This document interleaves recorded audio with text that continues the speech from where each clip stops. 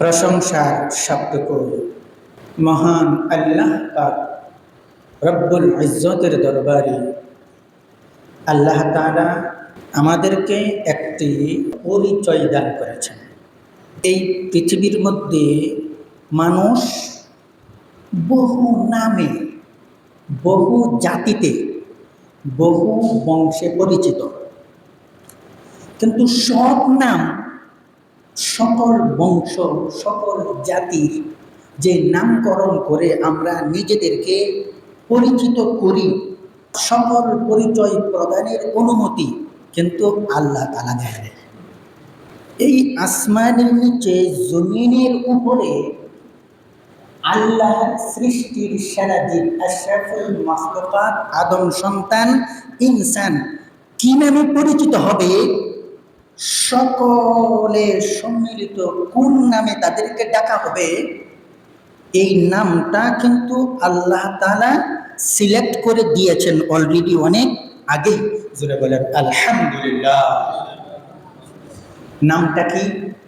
সূরাতুল হজ্জের ৭৮ নম্বর আয়াতে আল্লাহ তাআলা সুস্পষ্ট ভাবে বলে, মিল্লাতা আবিকুম ইব্রাহিম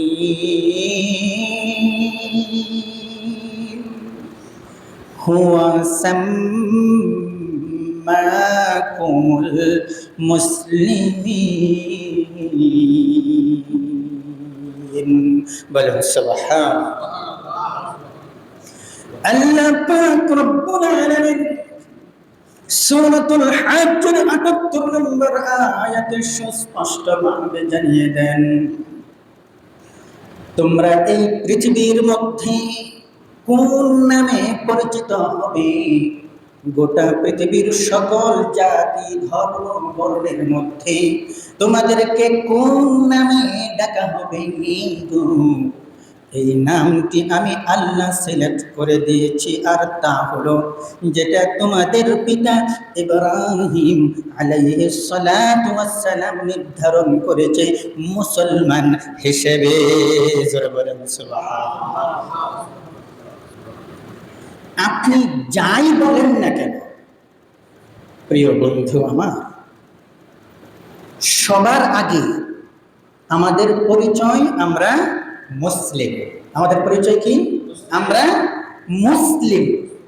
সবার আগে, সর্বপ্রথম, এট দ্য ফার্স্ট আমাদের পরিচয় হলো আমরা মুসলিম।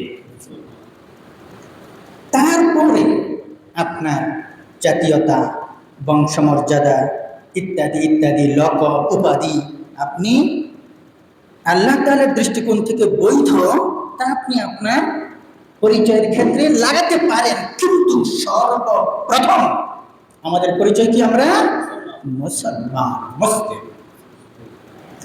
আমরা যারা মুসলিম, আমাদের চলার জন্য, ফেরার জন্য, নিজের জীবন পরিচালনার জন্য ইসলামী একটি আইন আল্লাহ তাআলা প্রণয়ন করে দিয়েছেন।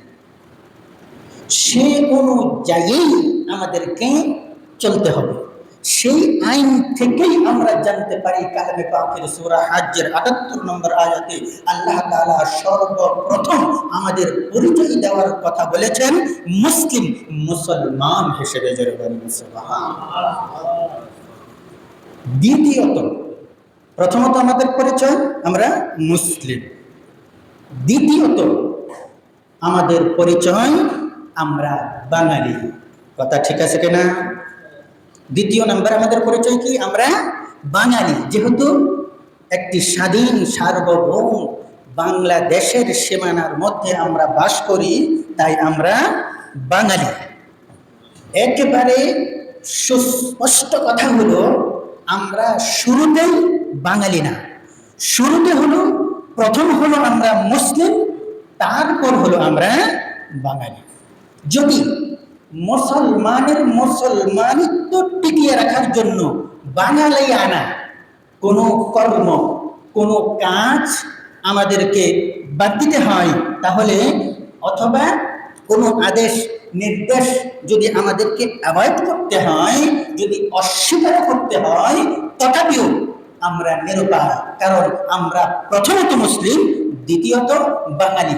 বাঙালি জাতীয়তা কিংবা বাঙালি কোনো কর্ম যদি আমার মুসলিম পরিচয়টাকে অস্বীকার করে বা মুসলিম পরিচয়ের যে বাস্তবতাটা, এই বাস্তবতাটা বাস্তবায়ন করার জন্য কোনো বাধা হয়, তখন আমরা ওই বাঙালিয়ানাটাকে কি করব? অস্বীকার করব। আমরা আমাদের মুসলমানিত্বটাকে ধরে রাখবো। কথা ঠিক কিনা? যদি এটাই হয় শুদ্ধ কথা, তাহলে আমরা এই বাংলাদেশে বাস করি। যদি বাংলাদেশের আইন, যে আইনে বাংলাদেশ চলে, এটা কি মুসলমানের আইন? এটা একজন বিধর্মীর দ্বারা প্রণীত গণতন্ত্রের আইন, যেটা কাফেররা অনুসরণ করে থাকে। এই বাংলাদেশের রাজনৈতিক যে আইন, যেই দেশে এই দেশ, যেই আইনে এই বাংলাদেশ পরিচালিত হয়, এটা আমাদের মুসলমানের আইন নয়।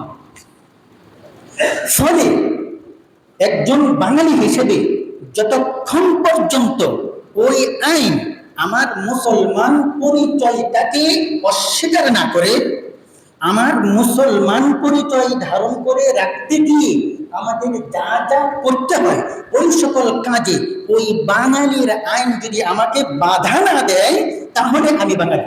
তাহলে আমি কি? বাঙালি। এই বাংলার আইনকেও আমরা কি করি? শ্রদ্ধা করি। অহেতুক বিনা কারণে দেশের আইনকে আমরা কি করি না? অমান্য করি না। এই অধিকারটাও আমার মুসলমান আইন আমাকে দেয়। কিন্তু যখন আমার মুসলমান আইন মানতে গিয়া বাঙালি আইন বিরোধী অবস্থানে দাঁড় হয়ে যায়, তখন আমরা এই বাঙালিয়ানাটাকে অস্বীকার করি, মুসলমানিত্বটাকে কি করি? ধারণ করি। আর এটাই আমাদের জন্য, মুসলমানের জন্য বাধ্যতামূলক। জোরে বলে সুবহানাল্লাহ। মুহতারাম হাজিরিন, যদি এমন কোনো আইন চোখের সামনে আসে, যে আইনটা মানতে গেলে আমাদেরকে আমাদের মুসলমানিত্বের ক্ষেত্রে প্রশ্ন আসে, তখন নিরুপায় হয়ে আমাদেরকে এই আইনটা অমান্য করাই লাগে, যদিও ওই আইনটা রাষ্ট্রদ্রোহী। কি? রাষ্ট্রদ্রোহী মানে রাষ্ট্র বিরোধী কাজ। ফর এক্সাম্পল, উদাহরণ, রাষ্ট্রীয় আইনে বেশ্যাদের উপার্জিত টাকা, বেশ্যাবৃত্তি, নিজের শরীর বিক্রি করে, মেয়েদের ক্ষেত্রে হোক অথবা ছেলেদের ক্ষেত্রে হোক, নিজেরা নিজেদের শরীর বিক্রি করে আয় করতে পারবে। এটা বাংলার রাষ্ট্রীয় আইনে বৈধ। জোরে বলেন নাউজুবিল্লাহ। তাহলে এই আইন মুসলমান সমর্থন করে না। ফলে এই আইন যদি আমরা মেনে নিই, তাহলে আমাদের মুসলমানিত্বের উপরে আঘাত আসে। ফলে আমি প্রথমত আমার পরিচয় মুসলিম, দ্বিতীয়ত বাঙালি। এই বাঙালি আইনকে ধারণ করতে গিয়ে আমি আমার মুসলিমত্ব বিসর্জন দিতে পারি না। আর এই আইনটা যদি আমি না মানি, তখন কিন্তু আমি রাষ্ট্রদ্রোহী এবং রাষ্ট্র বিরোধী কাজের সাথে জড়িত। হোক রাষ্ট্র বিরোধী কাজের সাথে জড়িত, রাষ্ট্রীয় অবৈধ, মুসলমানের দৃষ্টিকোণ থেকে অবৈধ কাজকে স্বীকৃতি দিয়ে আমার মুসলমানিত্ব নষ্ট করার চাইতে রাষ্ট্রদ্রোহী হয়ে মৃত্যুর পর আল্লাহর কাছে আমি মুসলমান পরিচয় দিতে পারাটা আমার কাছে কোটি কোটি গুণ উত্তম। করে বলেন সুবহানাল্লাহ। তেমনি ভাবে এই বাংলার আইনে মদ খাওয়া, কেনা, বেচা আইনত ভাবে বৈধ। সরকার কি করে? মদের দোকান দেওয়ার জন্য লাইসেন্স দেয়। ইসলাম এটা কি করে না? সমর্থন করে না।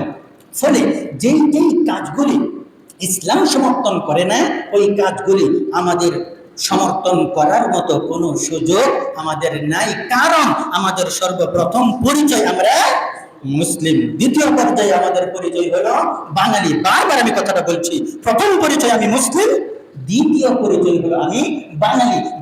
বাঙালিয়ানা ধরে রাখতে গিয়ে আমার মুসলমানিত্ব নষ্ট করতে পারবো না, বরং মুসলমানিত্ব ধরে রাখতে গিয়ে এরকম বাঙালিয়ানি আমার দরকারই নাই।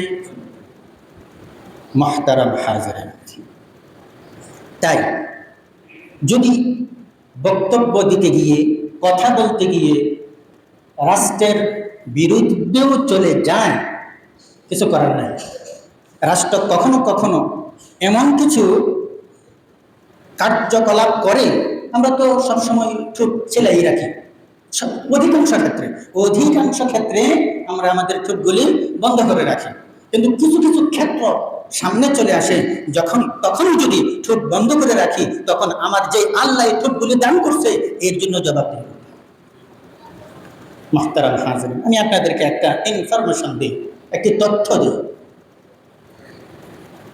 আমরা বর্তমানে যেই বাংলাদেশে বাস করি, নিকটতম অতীতে ওই বাংলাদেশ নামক কোনো রাষ্ট্র ছিল না।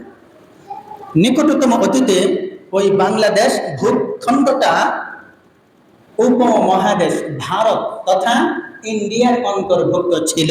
কথা জানেন তো? এই ইন্ডিয়াটা ভাগ হয়ে 3টা ভাগে বিভক্ত হয়েছে: পাকিস্তান, বাংলাদেশ এবং ভারত। একটা তথ্য আমি আপনাদেরকে দিই, এই ভারত উপমহাদেশই থাকবে। কোনো এক সময় আবার গোটা ভারত উপমহাদেশই নামে গোটা বিশ্বে পরিচিতি লাভ করবে। কিন্তু এই ভারত উপমহাদেশের মধ্যে মুসলমান আছে, হিন্দু আছে, বৌদ্ধ আছে, খ্রিস্টান আছে। সবাই কিন্তু সকলের স্বার্থ, সকলের ধর্মীয় স্বার্থ বজায় রাখার জন্য তারা প্রত্যেকের মতে কাজ করে যাচ্ছে এবং যাবে। আমরা মুসলমান হিসেবে আমাদের নবী, এই কুল কায়নাতের নবী হযরতে মুহাম্মদুর রাসূলুল্লাহ সাল্লাল্লাহু আলাইহি ওয়াসাল্লামের পক্ষ থেকে এই ভারত উপমহাদেশ সম্পর্কে একটি ভবিষ্যৎবাণী আমাদের জানা আছে, আলহামদুলিল্লাহ। এই ভারত উপমহাদেশ কোনো এক সময় মুসলমানের কোনো অস্তিত্ব ছিল না, কিন্তু আল্লাহ তাআলার ইচ্ছায় গোটা ভারত উপমহাদেশ মুসলমান শাসন করেছে 850 বছর। যেরকম সুবহানাল্লাহ, কত বছর? 850 বছর। দূরতম ভবিষ্যতে আপনি মগজে ঢুকিয়ে রাখেন, আবারও বাংলাদেশ নামক এই আলাদা ভূখণ্ডের পরিচয় মুছে যাবে। পাকিস্তান নামক আলাদা ভূখণ্ডের পরিচয় মুছে যাবে। রয়ে যাবে একটি মাত্র নাম, আর নামটা হবে হিন্দুস্তান। কি হবে? হিন্দুস্তান। আর গোটা ভারত উপমহাদেশকে গোটা বিশ্ব হিন্দুস্তান নামেই চিনে। এই যে হিন্দ জায়গাটার নাম হলো হিন্দ। এই হিন্দুস্তানের ব্যাপারে আমাদের প্রিয় নবীজি সাল্লাল্লাহু আলাইহি ওয়াসাল্লাম আমাদেরকে হাদিস শুনিয়ে গেছেন। আজ থেকে প্রায় 1500 বছর আগে হিন্দুস্তানের ভবিষ্যৎ কিভাবে কি না হবে।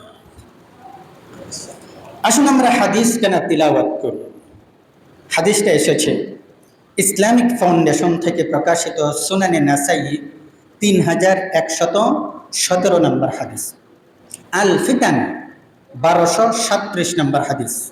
শেখ আহমদ শাকের তিনি হাদিসটিকে সহিহ বলেছেন।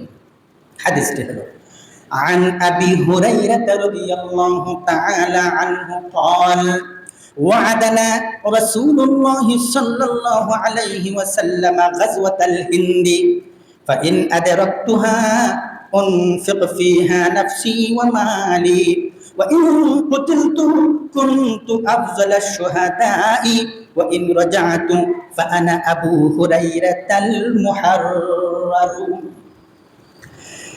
প্রিয় নবীজি সাল্লাল্লাহু আলাইহি ওয়াসাল্লাম থেকে হযরত আবু হুরায়রা বলেন, নবীজি সাল্লাল্লাহু আলাইহি ওয়াসাল্লাম আমাদেরকে প্রতিশ্রুতি দিয়েছেন, আমাদের সাথে ওয়াদা করেছেন, গাজওয়াতুল হিন্দ নামক একটা যুদ্ধ, গাজওয়া মানে যুদ্ধ, হিন্দ মানে হিন্দুস্তান। সরাসরি এই হিন্দ শব্দটা হাদিসের মধ্যে এসেছে। গাজওয়া মানে হলো সশস্ত্র যুদ্ধ, অস্ত্র সহকারে সশরীরে যুদ্ধ। প্রিয় নবী আবু হুরায়রার সাথে ওয়াদা করেছে, গাজওয়াতুল হিন্দ নামক একটি পৃথিবীর সবচাইতে বড় ধর্মযুদ্ধ হবে। আবু হুরায়রা বলেন, যদি আমি সেই যুদ্ধটা ধরতে পারি গো, আমি আমার আবু হুরায়রার জান এবং মাল সব কিছু সেখানে খরচ করব। যদি আমি শহীদ হয়ে যাই, তাহলে শহীদদের মধ্যে সর্বোত্তম শহীদ আমি আবু হুরায়রা হব। আর যদি আমি গাজী হয়ে যাই, এই যুদ্ধ থেকে যদি আমি জীবিত ফিরে আসি, তাহলে আমি আবু হুরায়রা জাহান্নাম থেকে মুক্ত হয়ে স্বাধীন হয়ে যাব। জোরে বলেন সুবহানাল্লাহ। এর মানে হলো একটি যুদ্ধ হবে। কোন স্থানে? হিন্দুস্তানে। এই হিন্দুস্তানের যে যুদ্ধটা হবে, এই যুদ্ধের পর গোটা বাংলাদেশ, পাকিস্তান, ভারত, গোটা উপমহাদেশের নাম হবে কি? হিন্দুস্তান। কি হবে? হিন্দুস্তান।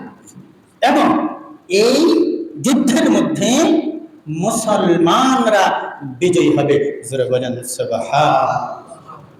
মুসলমানরা কি হবে? বিজয়ী হবে। শুধু কি তাই? মুসলমানদের বিজয়ের যে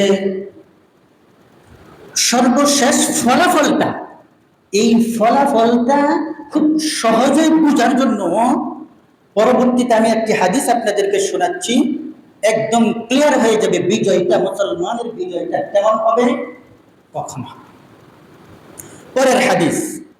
পরের হাদিসটা হলো আল ফিতান প্রথম খণ্ড 409 পৃষ্ঠা 1236 নম্বর হাদিস।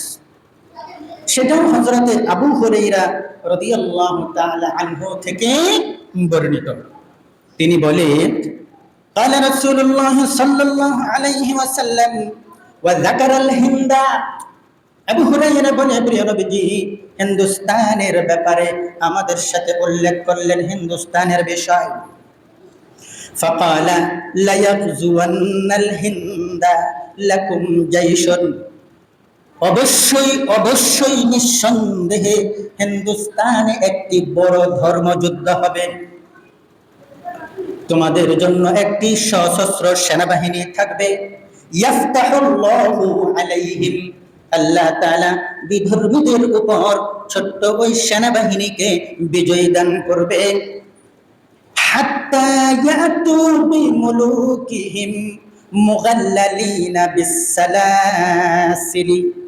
মুসলমানরা এমন ভাবে বিজয় লাভ করবে, পরিশেষে যুদ্ধের শেষে ওই গোটা হিন্দুস্তান, বাংলাদেশ, ভারত, পাকিস্তান, গোটা ভূখণ্ডের মধ্যে যত কাফের, বেঈমান, বেদিন, মুশরিক নেতাগুলি আছে, সমস্ত নেতাগুলিকে ধরে ধরে তাদের হাতে পায়ে শিকল দিয়ে টানে হেঁচড়ে ওই লোকগুলিকে মুসলমানরা নিয়ে শাম দেশ তথা ফিলিস্তিনে উপস্থিত হবে।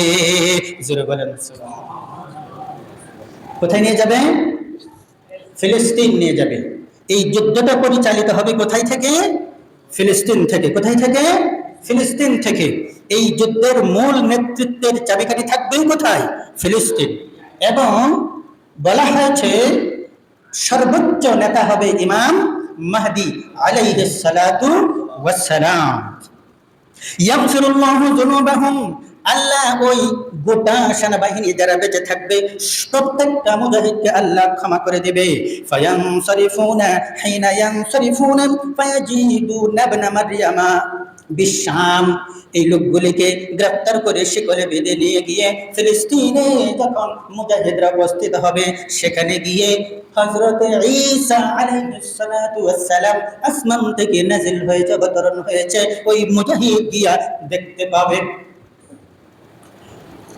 قال أبو هريرة বলেন إن أنا أدركت تلك الغزوة بعت كل طارف لي وتالد وغزوتها যদি আমি এই যুদ্ধটা ধরতে পারি তাহলে আমি আমার সর্বস্ব দিয়ে এই যুদ্ধে অংশগ্রহণ করব। জোরে বলেন সুবহান। এই যে যুদ্ধটা গাজওয়াতুল হিন্দ নামক যে যুদ্ধটা হবে, মুসলমানরা বিজয় লাভ করবে, এই যুদ্ধটা কি আগে হয়ে গেছে নাকি ভবিষ্যতে হবে? এই প্রশ্নের উত্তরটা এই একই হাদিসের পরবর্তী অংশের মধ্যে আছে। আমরা হাদিসের পরবর্তী অংশটা পড়ি।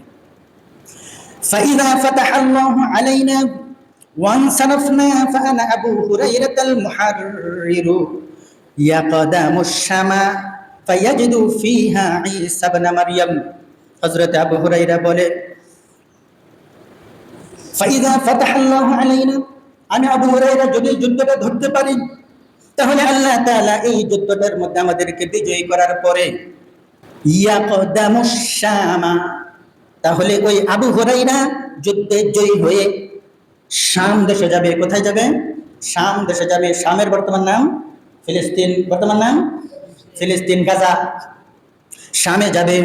ফায়াজিদু ফিহা ঈসা ইবনে মারইয়াম, আবু হুরায়রা সেখানে গিয়ে মারিয়ামের সন্তান হযরত ঈসা নবীকে পাবে। ফালা আহরিসুন্না আন আদনু মিনহু, আবু হুরায়রা বলে তখন আমি খুব খুব বেশি আকাঙ্ক্ষা করি, মনের মধ্যে আশা পোষণ করি। ফাউখবিরু আন্নী ক্বাদ সাহিবতুকা, আবু হুরায়রা বলে নবীজি বক্তব্য কে দিচ্ছে? নবীজি দিচ্ছে। আর বক্তব্য শুনছে কে? আবু হুরায়রা। কথাটা নবীজির সামনে বসেই আবু হুরায়রা বলছে, নবীজির সাথেই, ইয়া রাসূলুল্লাহ, যদি আমি যুদ্ধটা পাই আর যুদ্ধে অংশগ্রহণ করে আল্লাহ আমাকে বিজয়ী করার পরে আমি মনে আকাঙ্ক্ষা পোষণ করি আমি শামে যাব, হযরত ঈসা নবীর নিকটবর্তী হব, তার সাথে সাক্ষাৎ করব। সাক্ষাৎ করে আমি বুক ফুলিয়ে বলবো, আমি তো কুল কায়নাতের নবী, বিশ্ব নবী মুহাম্মদুর রাসূলুল্লাহ সাল্লাল্লাহু আলাইহি ওয়াসাল্লামের সাহাবী, আমি আবু হুরায়রা। যেরকম সুবহানাল্লাহ। ফাতাবাসসামা রাসূলুল্লাহ সাল্লাল্লাহু আলাইহি ওয়াসাল্লাম, এই কথাটা শুনে নবী একটু মুচকি হেসে দিলেন। এমনকি এই মুচকি হাসাটার পরিমাণ বাড়িয়ে প্রিয় নবীজি এক সময় আওয়াজ করে হেসে দিলেন। প্রথমে বলছে ফাতাবাসসামা, তারপরে বলে ওয়া দাহিকা।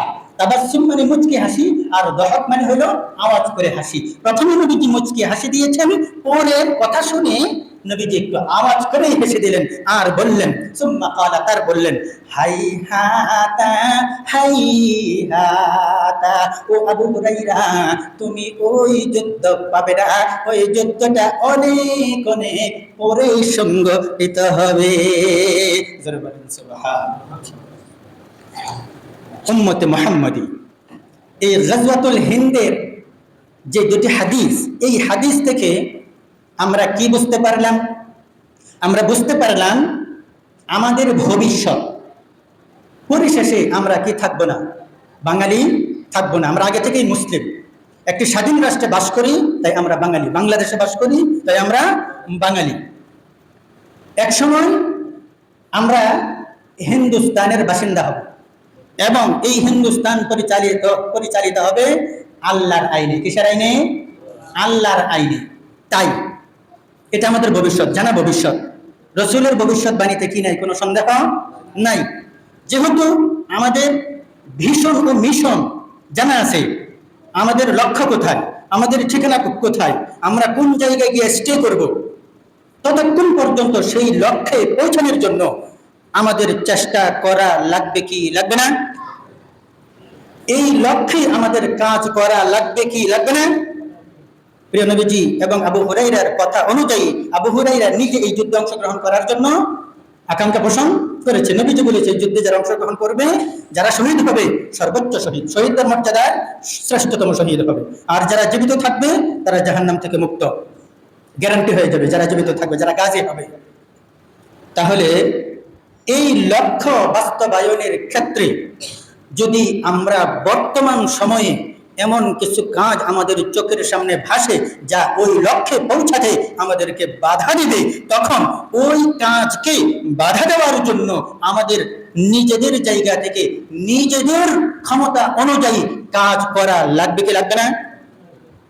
ওই এমন একটি কাজ বর্তমান বাংলাদেশ সরকার যেটা করছে, ওই যুদ্ধের দিকে খুব দ্রুত আমরা এগিয়ে যাচ্ছি বলে আমাদের ধারণা। আপনারা জানেন, কিছুদিন আগে আমাদের অনারেবল প্রাইম মিনিস্টার বঙ্গবন্ধু কন্যা জননেত্রী শেখ হাসিনা ইন্ডিয়া গিয়ে কয়েকটা চুক্তি করেছেন। এই চুক্তিগুলির মধ্যে একটি চুক্তি হলো ইন্ডিয়ার ট্রেন বাংলাদেশের সীমানা ব্যবহার করবে, ট্রানজিট নেবে। এই যে ট্রানজিট যে কথাটা, এই কথাটাই বাটপারি। ট্রানজিট যে শব্দটা, ইংরেজি শব্দটা, এই শব্দটাই ধোঁকাবাজি, দান্দাবাজি শব্দটা। ট্রানজিট মানে হলো, ধরেন আপনি যদি একটা পাসপোর্টের মধ্যে ইন্ডিয়া ট্রানজিট নিতে যান, এর মানে এই নয় আপনি ইন্ডিয়া যাবেন। ইন্ডিয়া ট্রানজিট মানে হলো আপনি ইন্ডিয়া ক্রস করে অন্য কোনো রাস্তায় যাবেন, ফলে ইন্ডিয়ার ট্রানজিটের প্রয়োজন, অনুমতির প্রয়োজন। যদি আপনি ইন্ডিয়াটা ব্যবহার করে অন্য রাস্তায় যান তাহলে সেটা হবে ট্রানজিট, আর যদি আপনি ইন্ডিয়াতে যান তাহলে সেটা হবে ভিসা। সেটা কি হবে? ভিসা মানে ওই দেশে যাওয়ার অনুমতি। আর ওই দেশে স্টে না করে, ওই দেশে না দাঁড়িয়ে অন্য আর একটা দেশে যদি আপনি যান তাহলে হবে ট্রানজিট। এই ট্রেনের যে ট্রানজিট শব্দটা ব্যবহার, ট্রেনের ক্ষেত্রে আমার হাতটা দেখতেছেন, ধরেন এই আমার এই হাতটা হলো ভারত, গোটা ভারত উপমহাদেশ, হিন্দুস্তান।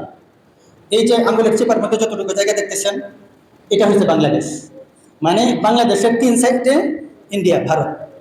তাহলে ইন্ডিয়ার ট্রেনটা এই দিক থেকে ঘুরে আবার এখানে আসতে বহু সময় লাগে। এভাবে বাংলাদেশের ভিতর দিয়ে যদি একটি লাইন করতে পারে তাহলে মানে 9 গুণ কম সময় লাগবে এটা পাড়ি দিতে। এখানে যে ট্রানজিট বলা হচ্ছে, ট্রানজিট হলো এক দেশ থেকে অন্য দেশে যাওয়া, একটি দেশ হয়ে। দেখেন ওনারা কিন্তু আমাদের বাংলাদেশ হয়ে অন্য কোনো রাস্তা যাচ্ছে না, যাচ্ছে তাদের নিজেদেরই রাষ্ট্রে। যদি নিজেদের রাষ্ট্রেই যায় তাহলে সেটাকে কি বলা হয় না? ট্রানজিট বলা হয় না, এটাকে বলে করিডোর। এটাকে কি বলে? করিডোর। এটাকে বলে ওই দেশে প্রবেশের অনুমতি। এটা ট্রানজিট নয়, এই ট্রানজিট কথাটাই মানলাম আমাদের বাংলাদেশে ওই ট্রেনটা স্টে করবে না, থামবে না। তথাপিও গোলযোগ হওয়ার সম্ভাবনাটা 99.9%, যেটা আমরা চিন্তা করে দেখেছি। কেমনে? দেখেন, ভারতের সীমানার সাথে পাকিস্তানেরও সীমানা আছে, বর্ডার আছে, আছে কি আছে না? ভারতের সীমানার সাথে চায়নারও বর্ডার আছে, আছে কি আছে না? ভারতের সীমানার সাথে মায়ানমারেরও আছে, বর্ডার আছে, আছে কি আছে না? এই পর্যন্ত কখনো কি এই মিডিয়ার যুগে, ফেসবুক ইউটিউবের জগতে, এত চ্যানেলের জগতে আপনারা কখনো শুনছেন ভারতের কোনো সৈন্য পাকিস্তানের একটা সৈন্যকে বর্ডারে মেরে ফেলেছে? শুনছেন? শুনেন নাই। চায়নার একটা সৈন্য, চায়না ভারতের সীমান্তে ভারতের কোনো ওই সেনাবাহিনী গুলি করে মেরে ফেলেছে, শুনছেন? কিন্তু বাংলা এবং ভারতের যে সীমান্ত, এই সীমান্তের মধ্যে বিএসএফ এর গুলিতে কত নিরীহ সাধারণ বাঙালি এবং বাংলাদেশের সৈন্য কি পরিমাণ গুলি করে মারা হয়েছে তা কিন্তু আমার আপনার সকলেরই জানা আছে। আচ্ছা বলেন তো, এটা আগেও বন্ধ হয়নি, পরেও বন্ধ হবে না। যদি ভবিষ্যতে যদি আবারও ধরে নিলাম এই দেশের ভিতর দিয়ে ট্রেনের অনুমতি দেওয়া হলো, এই দেশে এখানে ট্রেন থামবে না, ট্রেন এখানে দাঁড়াবে না, ওই তাদের দেশেই যাবে। কিন্তু আল্লাহ না করো, যেহেতু ভারতের বর্ডারে বাঙালিকে গুলি করে মারার অভ্যাস আছে, ও ভবিষ্যতে মারবে। আর ভবিষ্যতে যদি মারে কখনো, আমাদের অন্য কিছু যদি নাও করতে পারে, আমাদের বাঙালিদের কিন্তু একটা ব্যাপার আছে যে কিছু হইলে রেল লাইনের রেল উপরে ফেলা। আচ্ছা বলেন তো, এই সিস্টেমটা যদি, এই সুযোগটা যদি আমাদের হাতে থাকে, তাহলে এই বাঙালির যারা ওই বাঙালিকে বর্ডারে গুলি করে হত্যার সাথে সাথে ওই বাংলার ভিতর দিয়ে ইন্ডিয়ান লাইন বাঙালি উপরে ফেলার সম্ভাবনা আছে কি আছে না? হ্যাঁ, সম্ভাবনা কতটুকু? অনেক বেশি না? অনেক বেশি। কারণ বাঙালি চাইলেও ইন্ডিয়া রকেট নিক্ষেপ করতে পারবে না, কিন্তু একটা ট্রেনের লাইন খুব সহজেই উপরে ফেলতে পারবে। আর যখন বাঙালি ওই ট্রেনের লাইনটা উপরে ফেলবে, ইন্ডিয়া কিন্তু বসে থাকবে না, পরবর্তী ট্রেন পাঠাবে অস্ত্র সজ্জিত সেনাবাহিনী দিয়ে। এমনকি এইটাকে প্রতিহত করার জন্য বাংলাদেশ সরকার তুমি তোমার দেশ অমুসলিম, ফলে তোমার ওই লোকগুলি আমার ট্রেনের লাইন নষ্ট করছে, ফলে আমার শূন্য তোমার দেশে পাঠাইতে হবে, এটাকে ইয়া করার জন্য, মীমাংসা করার জন্য। এমন হওয়ার সম্ভাবনা আছে কি আছে না? আর যদি এমন হয় আর ইন্ডিয়ার সৈন্য আইসা বাংলার জমিনে ঢোকে, আচ্ছা বলেন তো বিশৃঙ্খলা হবে কি হবে না? হ্যাঁ, বিশৃঙ্খলা হবে। মানে এটা সাক্ষ্য, সেটা আমরা দেখতেছি। অতএব ওই ট্রেন ট্রানজিট বাংলার ভেতর দিয়ে দেওয়াটা বাংলার সরকারের জন্য কি হবে না, উচিত হবে না। এটা তো হবেই না। আমরা মুসলমান হিসেবে আমরা চাই না কোন পৌত্তলিক রাষ্ট্র, কোন সনাতন রাষ্ট্র এই বাংলাকে দখল করুক। বরং সময়ের ব্যবধানে আমরা মুসলমানরা গোটা ভারত উপমহাদেশ হিন্দুস্তান দখল করবো এক সময় ইনশাআল্লাহ। আপনি মানেন আর না মানেন, আপনি বিশ্বাস করেন আর না করেন, আপনার অন্তরে সেটা ঢুকুক আর না ঢুকুক, প্রিয় নবীর হাদিস সত্য। এক সময় এই বাংলা, পাকিস্তান, ভারত থাকবে না, গোটা ভূখণ্ড হবে হিন্দুস্তান। আর এই হিন্দুস্তানের রাজত্ব হবে, নেতৃত্ব হবে মুসলমানের হাতে। গোটা হিন্দুস্তান হবে মুসলমানদের। আর এই মুসলমানদের স্বার্থে আঘাত আসে এমন কোন কাজ আমরা তখনই বরদাস্ত করব না। আল্লাহ পাক রব্বুল আলামিন আমাকে, আপনাকে, গোটা পৃথিবীর প্রত্যেকটা মুসলমানকে নিজের যে একটা আসল পরিচয়, প্রথম পরিচয়, আমি মুসলিম। আমি কি শুরুতে আমি বলেছিলাম ইব্রাহিম আলাইহিস সালামের সন্তান আমরা আমাদের নাম হলো মুসলমান। সূরা হজ্জে ৭৮ নম্বর আয়াতে আল্লাহ বলে, মিল্লাত আবিকুম ইব্রাহিম, তোমাদের পিতা হলো ইব্রাহিম, আর হুয়া সাম্মাকুমুল মুসলিমিন, তিনি তোমাদেরকে মুসলমান নামে নামকরণ করেছে। তোমাদের এই মুসলমানিত্ব ধরে রাখতে গিয়ে যদি তোমার বাঙালিয়ানা কি বাঙালিয়ানা, এমনকি বাংলার রাষ্ট্রীয় আইন কানুন, বাংলার সংবিধানকেও যদি তোমাকে অ্যাভয়েড করতে হয়, অস্বীকার করতে হয়, রাষ্ট্র বিরোধী অবস্থানে যদি দাঁড়াইতে হয়, তথাপিও তোমার যে একটা পরিচয় মুসলমান, এই মুসলমানিত্ব থেকে সরে আসার কি নাই, কোনো সুযোগ নাই। আল্লাহ তাআলা সকল কিছুর মধ্যে গিয়ে আমাদের মুসলমানিত্ব ধরে রাখার মতো তৌফিক দান করুন। আপনারা বলুন আমিন। ওয়া আখিরু দাওয়ানা আনিল হামদুলিল্লাহি রাব্বিল আলামিন।